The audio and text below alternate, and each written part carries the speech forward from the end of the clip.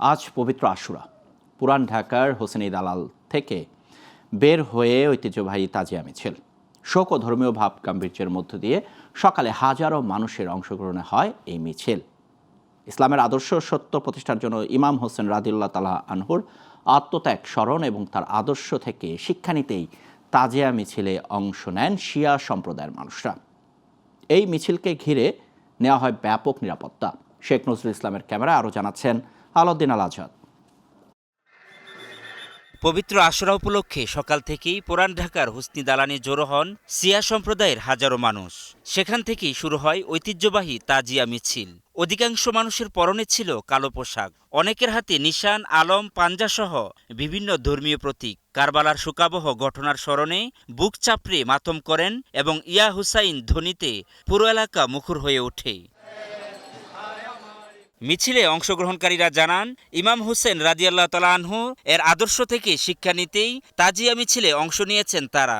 ৭২ জনকে নিয়ে শহীদ হয়ে গেছেন, এমনকি ওনার ছোট শিশু আলী আসগর ওনাকে নিয়েও শহীদ হয়েছেন। যেমন বিবি জানাব কারবালার ময়দানে ইমাম হোসেনের জন্য শোক পালন করেছিল, তেমন আমরাও ওনাদের স্মরণ করে শোক পালন করতেছি।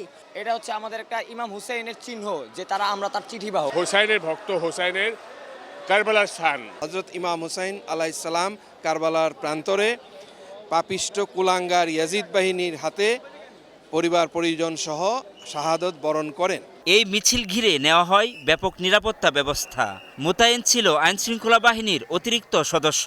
আমাদের মিছিলের সামনে পিছনে, মিছিলের মাঝখানে আমাদের পুলিশি ব্যবস্থা, সাথে সাথে আমাদের সিভিলে গোয়েন্দা টিমও আছে। সবাই আমরা একত্রে কাজ করতেছি, তাদের পর্যাপ্ত স্বেচ্ছাসেবকও নিয়োজিত আছে। আমরা আশা করতেছি কোনো কিছু হবে না ইনশাল্লাহ। সুখ, ত্যাগ এবং সত্য ও ন্যায়ের আদর্শের স্মরণে শান্তিপূর্ণ পরিবেশে সম্পন্ন হয় পবিত্র আশুরা উপলক্ষে ঐতিহ্যবাহী তাজিয়া মিছিল।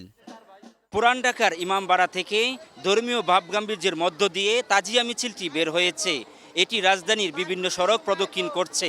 আইনশৃঙ্খলা রক্ষাকারী বাহিনীর কঠোর নজরদারিও ছিল চোখে পড়ার মতো। আলাউদ্দিন আল আজাদ, গ্লোবাল টেলিভিশন, ঢাকা।